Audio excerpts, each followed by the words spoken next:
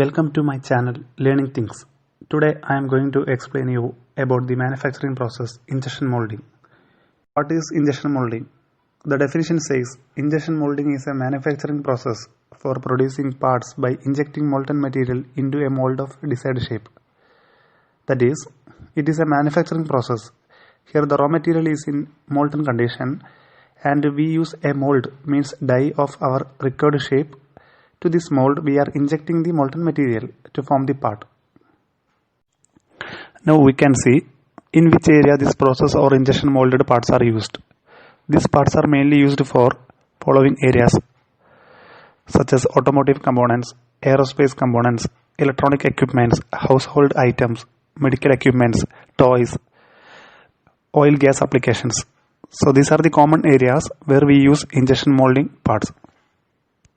Now we can see why injection molding process is so popular. The reason behind that is injection molding has got many advantages which make this process very cost effective and versatile production method over other plastic molding.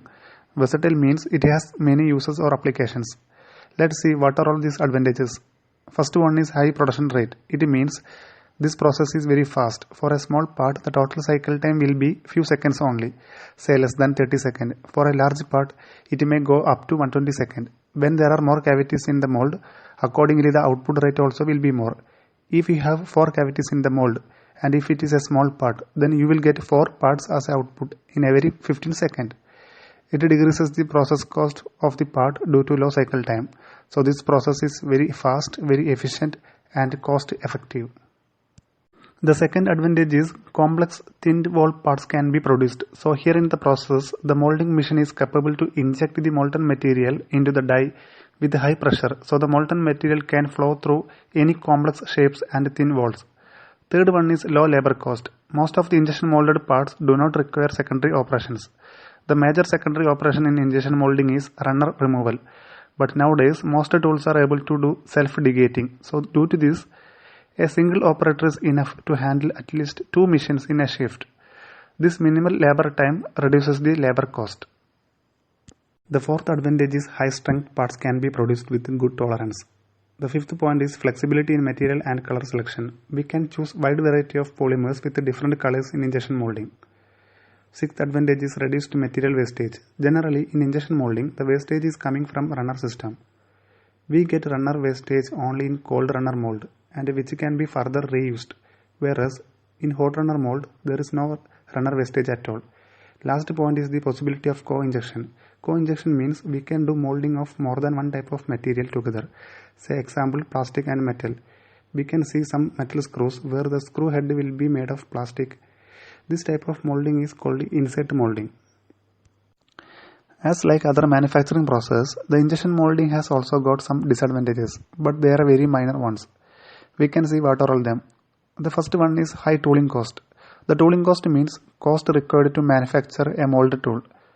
The tool manufacturing may require complex CNC machining, EDM process, and the cost of material used, etc. The second disadvantage is high lead time. For a new part, from part concept to first part dispatch, the total time may take few months,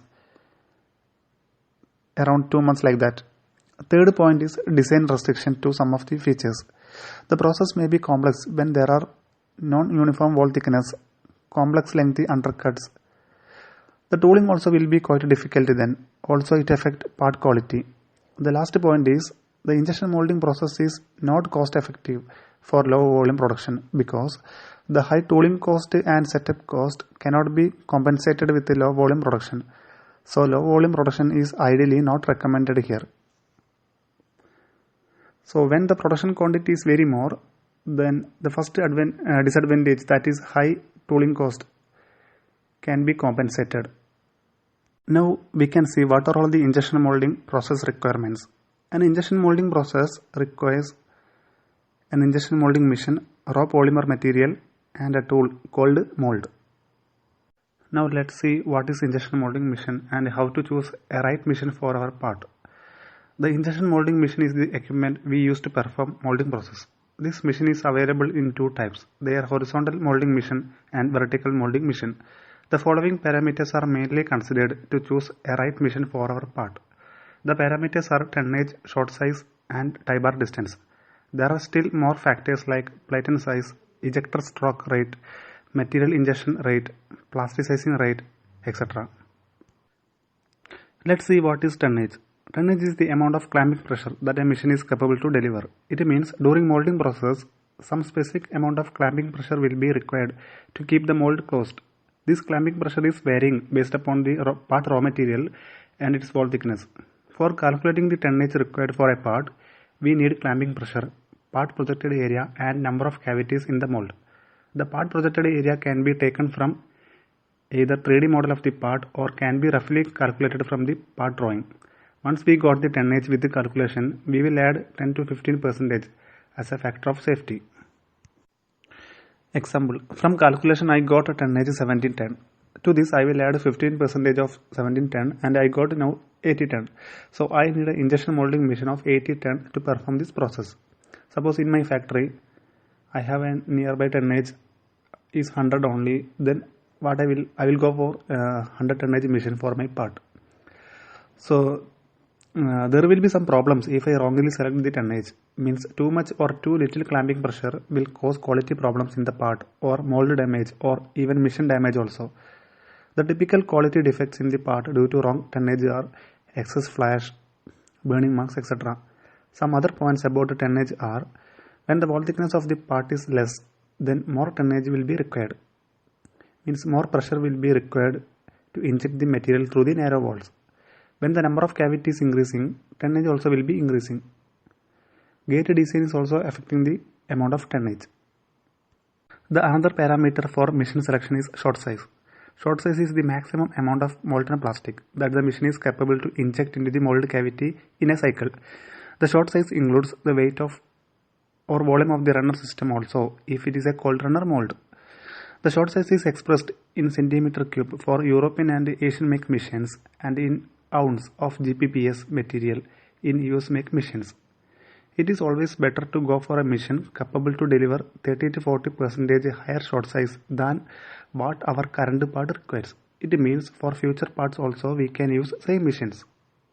The third parameter is machine tie bar distance. The tie bar distance, also called tie bar spacing, is the distance or space between the horizontal tie bars of the injection molding machine. The tie bars are horizontal steel rods which support and align the platen, the white portion in the image on which the mold is fixed. So when the distance between tie bar is more, then we have more space available, so we can fix large mold in the machine. Now let's see what are all the raw materials used in injection molding. Polymers are the main materials used in injection molding. The most commonly used two types of polymers are thermoplastic polymer and thermosetting polymer. We know thermoplastic polymers can be heated and shaped or molded again and again, whereas thermosetting polymers can only be heated and shaped once. Due to this, thermoplastics are the ideal materials for the injection molding process. When we purchase the raw material, it should be in the form of granules called resin pellets. The resin pellets are available in tiny cylindrical uniform shape and different colors. Here you can see some examples for both thermoplastic and thermosetting plastic along with their use. Polyamide called nylon, polypropylene, polystyrene, LDPE, HDPE are examples for thermoplastics. And epoxy resin, polyester resin, urea formaldehyde, melamine formaldehyde, polyurethane are examples for thermosetting plastics. In the table you can see their uses also.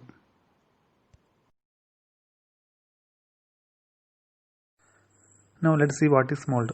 The tool we use in injection molding is known as mold. The mold is typically made up of hardened or pre-hardened steel for production runs and aluminum material for proto runs.